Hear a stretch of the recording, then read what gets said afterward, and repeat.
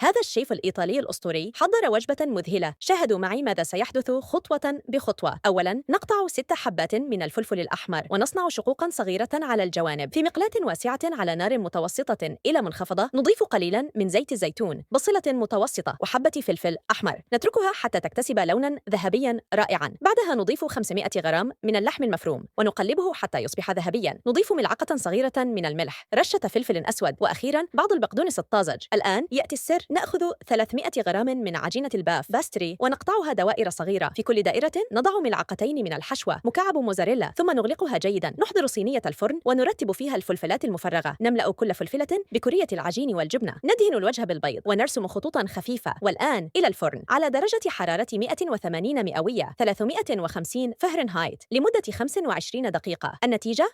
طبق إيطالي مذهل سيفاجئ كل من يتذوقه. لا تفوتوا الوصفة القادمة. إلى اللقاء.